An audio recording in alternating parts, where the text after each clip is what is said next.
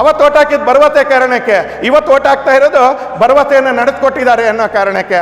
ನೀವೇ ಹೇಳಿ ಒಂದ್ಸಲಿ ಇಲ್ಲಿ ಕೂತ್ಕೊಂಡಿರ್ತಕ್ಕಂಥವ್ರು, ನಿಮಗೆ ದೇಶದ ರಾಜಕೀಯ ಹೇಗೆ ನಡೆಯುತ್ತೆ ಅಂತ ಗೊತ್ತು, ದೇಶದ ಸರ್ಕಾರಗಳು ಹೇಗೆ ನಡೆಯುತ್ತೆ ಅಂತ ಗೊತ್ತು, ದೇಶದ ರಾಜ್ಯ ಸರ್ಕಾರಗಳು ಹೇಗೆ ನಡೆಯುತ್ತೆ ಅಂತ ಗೊತ್ತು, ಕಾರ್ಪೊರೇಷನ್ಗಳು, ಜಿಲ್ಲಾ ಪಂಚಾಯಿತಿಗಳು, ತಾಲೂಕ್ ಪಂಚಾಯಿತಿಗಳು, ರೆವಿನ್ಯೂ ಆಫೀಸ್ಗಳು, ಗ್ರಾಮ ಪಂಚಾಯಿತಿ ಕಚೇರಿಗಳು, ಝೋನಲ್ ಕಚೇರಿಗಳು, ವಾರ್ಡ್ ಆಫೀಸ್ಗಳು ಹೇಗೆ ನಡೆಯುತ್ತೆ ಅಂತ ನಿಮಗೆ ಚೆನ್ನಾಗಿ ಗೊತ್ತು. ಅದರ ಕಳೆದ 5 ವರ್ಷಗಳಲ್ಲಿ ಒಬ್ಬ ಪ್ರಧಾನಮಂತ್ರಿ, ಆತನ ಮೇಲೆ ಒಂದೇ ಒಂದು ಭ್ರಷ್ಟಾಚಾರದ ಆಪಾದನೆ ಇಲ್ಲದೆ ಇವತ್ತು ನಮ್ಮ ಎದುರುಗಡೆ ಮರು ಆಯ್ಕೆಗೆ ಅಂತ ಬಂದು ನಿಂತ್ಕೊಂಡಿದ್ದಾರೆ. Not A single incident of corruption, not A single incident of corruption. ಒಬ್ರು ರಾಫೆಲು ಅಂತ ಬೊಬ್ಬೆ ಹೊಡಿತಾ ಇದ್ದಾರೆ. ಅವರು ಕೂಡ ಹೇಳಿದ್ದೇನು ಅಂತ ಕೇಳಿದ್ರೆ, ನನ್ನ ಹತ್ರ ಪ್ರೂಫ್ ಇಲ್ಲ, ಆದರೆ ಪ್ರಧಾನಮಂತ್ರಿ ಚೋರ್ ಹೈ, ಚೌಕಿದಾರ್ ಚೋರ್ ಹೈ ಅಂತ. ನನ್ನ ಹತ್ರ ಪ್ರೂಫ್ ಇಲ್ಲ, ಆದರೆ ಚೌಕಿದಾರ್ ಚೋರ್ ಹೈ ಅಂತ. 5 ವರ್ಷದಲ್ಲಿ ಭ್ರಷ್ಟಾಚಾರ ರಹಿತವಾಗಿರ್ತಕ್ಕಂಥ ಆಡಳಿತ. ಒಬ್ಬ ಪ್ರಧಾನಮಂತ್ರಿ 90ಕ್ಕಿಂತ ಜಾಸ್ತಿ ಮಂತ್ರಿಗಳಾಗಿ ಹೋದರು, ಯಾರೋ ಬದಲಾದ್ರು, ಯಾರೋ ಹೊಸೊಬ್ರು ನೇಮಕ ಆದರು, 90ಕ್ಕಿಂತ ಜಾಸ್ತಿ ಮಂತ್ರಿಗಳಾಗೋದ್ರು.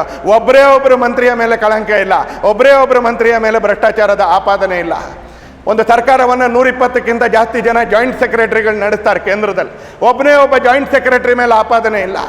ಈ ಸರ್ಕಾರ ಕಳೆದ 5 ವರ್ಷದಲ್ಲಿ 20 ಲಕ್ಷ ಕೋಟಿಗಳಿಗಿಂತ ಜಾಸ್ತಿ, ಈ ಸರ್ಕಾರ ಕಳೆದ 5 ವರ್ಷದಲ್ಲಿ 20 ಲಕ್ಷ ಕೋಟಿಗಳಿಗಿಂತ ಜಾಸ್ತಿ ಟೆಂಡರ್ನ ಕರೆದಿದೆ ಮತ್ತು ಟೆಂಡರನ್ನು ಸ್ಯಾಂಕ್ಷನ್ ಮಾಡಿದೆ. 20 ಲಕ್ಷ ಕೋಟಿ ನೆನಪಿಟ್ಕೊಳ್ಳಿ. 20 ಲಕ್ಷ ಕೋಟಿಗಳ ಟೆಂಡರ್ನಲ್ಲಿ ಒಂದೇ ಒಂದು ಟೆಂಡರ್ನಲ್ಲಿ ನರೇಂದ್ರ ಮೋದಿ ಸರ್ಕಾರ ಹಣ ಹೊಡೆದಿದೆ ಅಂತ ಇವತ್ತು ದೇಶದ ಯಾರು ಕೂಡ ಆಪಾದನೆ ಮಾಡಕ್ಕೆ ಸಾಧ್ಯ ಇಲ್ಲ, ಯಾರು ಮಾಡಕ್ಕೆ ಸಾಧ್ಯ.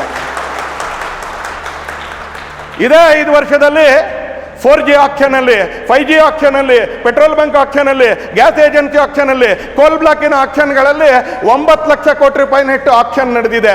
ಒಂದೇ ಒಂದು ಆಕ್ಷನಲ್ಲೂ ಕೂಡ ಭ್ರಷ್ಟಾಚಾರದ ಆಪಾದನೆ ಇಲ್ಲ.